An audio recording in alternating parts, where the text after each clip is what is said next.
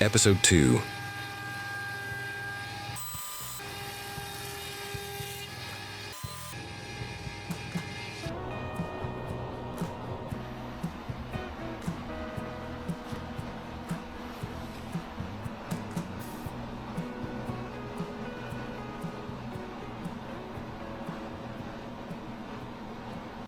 Here's the deal. I put out a video, that said, ruin your joiner. And if you haven't seen that, go take a look at it because it's still important. The problem that I had, this little recap, is you see, I don't know if you can see this, but there's a drink ring here. And there's about 20 drink rings here, 40 of them here. So I've had this machine for 25 years and I just love it. You wouldn't know it by the looks of this shop, but I am kind of anal retentive about my equipment. And, we'd have parties here, buddies over, just people stop by, whatever the case is. And this was a resting spot. And, I really try to, protect my tools from, just stupid stuff like that. Maybe there was times I would actually roll this into my trailer just to get it out of the way. But then there's other times where people just come on over, just stop by and set their soda can or a beer right here, because it's right there. We're talking and whatever, and maybe it's me too, right? So then I'd go to polish all these tools up and get it all whatever. Well, in polishing this, I unknowingly formed a concave in here and also here, just cleaning it up, So what would happen is when you go to set your knives, you're setting that off of this, the in-feed and out-feed and the blades and whatever. So, but if you're setting those knives in a ditch or off of what you thought was a straight line, it's nearly impossible to set the knives correctly. So you'll have one of those knives up and then the other two are this way or whatever. Take you all day to set your knives. And at the end of that day, they're not even right. It drove me crazy. And I'm thinking, what is the deal? Well, I bought the little gauge with a little feeler foot, and I can go across there, and then I determine, oh my God, I've wrecked my machine. I ruined my joiner. All right, now, update is I put a helical head on here. I know that this thing works. I created a video, just like many people have, and mine's a little bit different than everyone else's, just in the way that I did it, and that's fine. My method ended up being a little easier. Some guys, like take the motor out and all this other stuff, and I just took a screwdriver to the belt, like it was a bicycle tire, and I was able to get it off that way. I never had to move the motor up or down, so that's probably the only difference. But then I went and I took a couple pieces of wood, and I was like, oh my God, it works. Okay, fast forward 3 months, I've never even used it beyond that.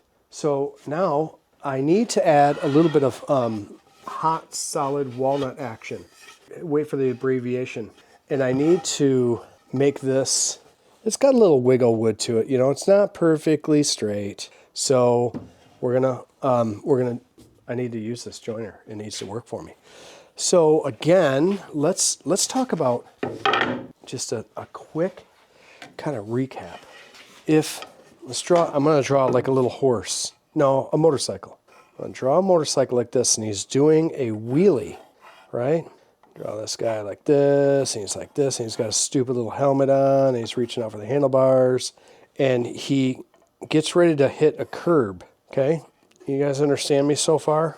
Well, you'd want that wheelie you'd want his front end to be going up, right? You'd want to lift up before you hit this. Otherwise, you'd have a situation which we'd call in the bike biz an endo, and this guy would just launch forward. So this is how I think of a joiner. So pretend this motorcycle, the wheels in this direction are going like in this direction so that you can gracefully go over the bump.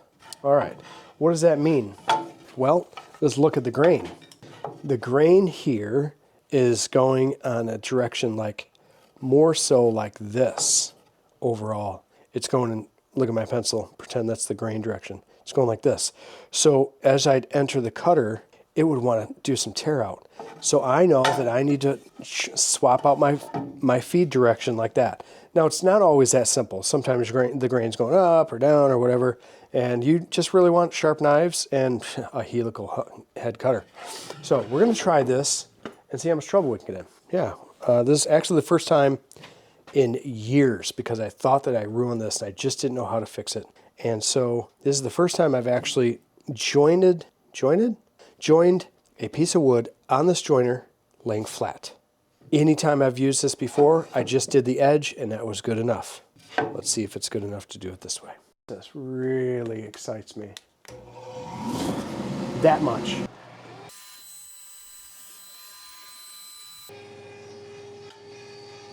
I know sometimes that seemed like an amazing pass, to be honest with you. But sometimes you can do numerous passes and you'll watch the bottom slowly creep up like that. And that's when you have one knife that's got its tooth out of place. So let me make a couple more passes and see how, how long it takes to get to this part here. I know you guys can't see this. Well, I don't think you can. But I made, that's all good to there. This has got like a camelback to it. And then it got back into it right here. And everything else is just beautiful. This here is still rough sawn. So let's try it. Let's do a couple more passes, see what happens.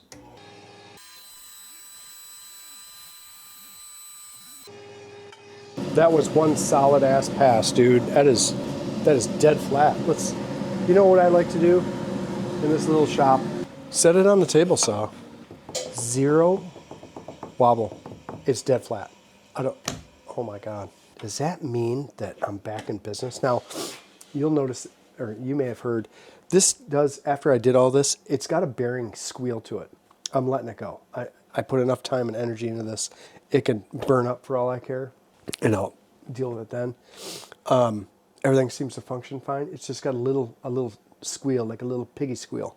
And I'm fine with that. I use this thing every 6 months maybe. Might use a little more now. Ooh, ooh. So now, what I'm gonna do, and this is just, joiner 101 for those of you that don't really know how this works. But now the part that is dead flat, put up right up against here, right? Boop, boop. Keep in mind that the little motorcycle, is doing like a wheelie across the speed bump here. The grain on this is in this kind of direction like this, if you can see that pencil. It's going like that, so it's cool. So let's see how it does on the edge. See if I can get this thing, because what you're aiming for is flat and then perpendicular. So I got this flat, no question about that, said the cat.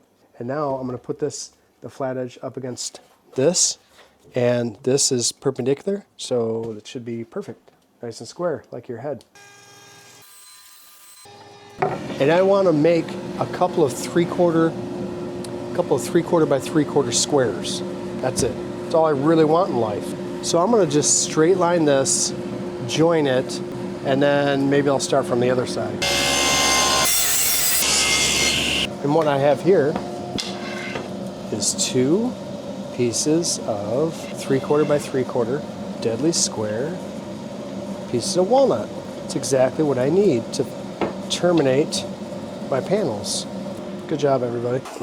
Now that I have square pieces of walnut, and I have my biscuit joiner, and I have some hot biscuit action, and I have an idea, I think now what I'm going to do is get these things glued up and on the pieces that I intended to put them on, put them in clamps. Later I can, I'm going to make, like I have 5'3" of panel, but obviously the largest panel that I can get is like 47, 48 inches wide. So I need to stretch that out with my board stretcher to 5'3". I got to biscuit that, glue that up, and then I got to sand all of that. So I want to get that all in progress to finish out my day, so that when I go to sand and edge band and all that crap tomorrow, or maybe later tonight, whatever, I'm going to play pool tonight down at Amateur Pool with Josh Powell. We're doing that live again tonight because it's Wednesday night. If you're not familiar with that, look it up on YouTube. It's Amateur Pool with Josh Powell. And we all get together every Wednesday night and we film it live. So I don't know if all 40 of you are familiar with that, but I play pool with Josh and a couple of buddies like hundreds and hundreds of people watch us do that, and they look forward to it. So it's entertaining. Anyway, back to what we're doing. I got to do that tonight. So it would make sense to get all my glue stuff nice and, cured and dried and nice and hard and the whole 9 yards. So I'm going to start that process now. Okay. So that's where that's going to go. Just pick out all the stuff about that I love. I like that the best, I think. This is slightly thicker. This is slightly thicker than this. When I get done biscuiting it, should be about a hair worth of this sticking up. There's a hair sticking that way, and I don't mind that one bit. There's not a whole lot of reason to do the end because I always line up my biscuit joiner with that end and this end. So let's do it like this. Now, face that towards me.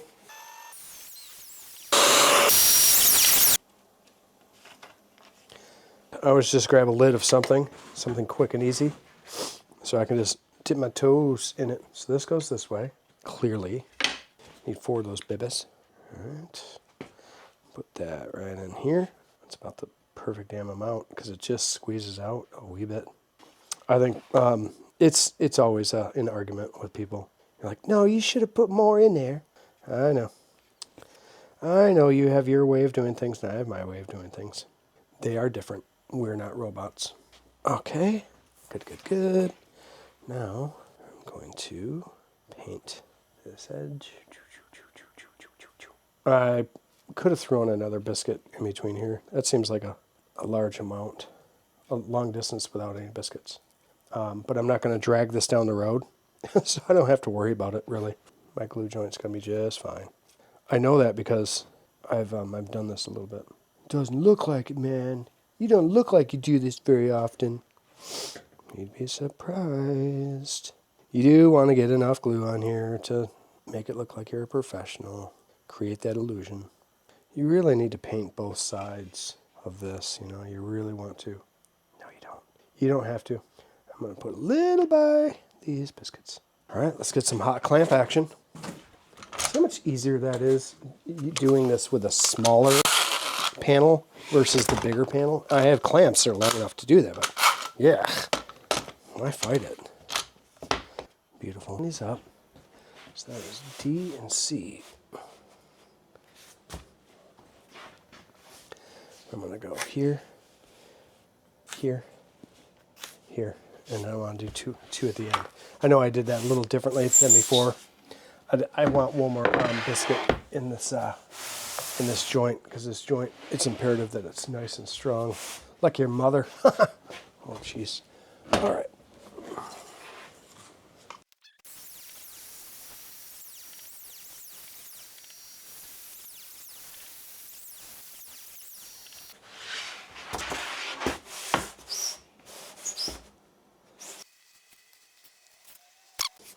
So this is kind of cool. You just lay one clamp down, grab another clamp, and just tighten that one up. Obviously, you don't want to crush your biscuits. Don't want to crush your biscuits. Don't crush my biscuits, bro. Would you? So one thing to keep in mind as you're clamping stuff, the glue initially is going to squeeze, and then you'll think you have it tight. You go back and revisit it. It's as simple as that. And give it some more tighty action.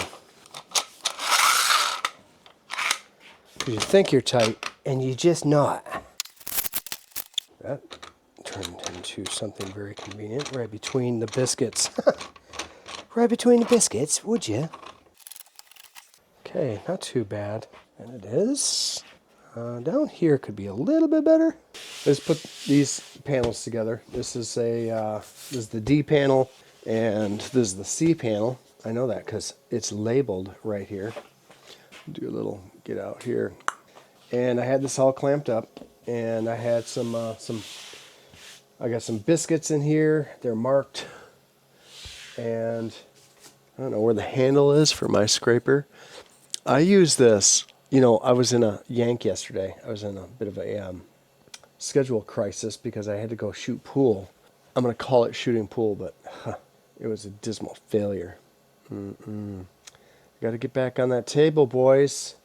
All right. But anyway, some of you guys have seen, you saw what happened. It was awful. Anyway, so normally what I like to do is get rid of this glue right before it turns rigid hard, and it's kind of like American cheese.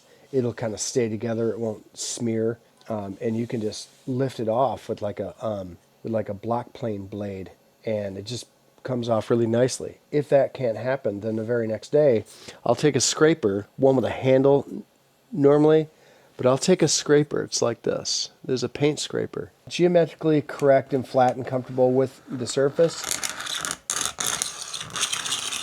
You hear that? It sounds catastrophic, but that's the sound of progress, my ladies. All right, so now I got to go through and I've got to put wood filler here. Not so much because it didn't get, so tight, because there are areas where it's just not crispy tight. Whether your seam needs it or not, just go ahead arbitrarily. It's part of your schedule. Put some color match wood filler in there. No matter what, just do it. And then you'll sand it off later. That's just a good regular practice. That's what all the big guys do. Not without some void down here at the bottom of the panel. A little something. But that's okay. That's just going to happen. That's some standard stuff. It just didn't clamp up real tight, or there was something in between there, or that saw cut wasn't exactly perfectly straight. The lesson here is you fill that arbitrarily no matter what and make that seam disappear. Then you sand it off and continue on. Now, our next step is I'm going to everything that we just did here on the outside panel of this bar, we are going to do again on the other side of the outside panel. So I'm not going to film any of that. I'm just going to go ahead and go to the next step, and I'll see you guys in a couple hours. All right, you guys wait there. Stay safe, stay busy, stay tuned for episode 3.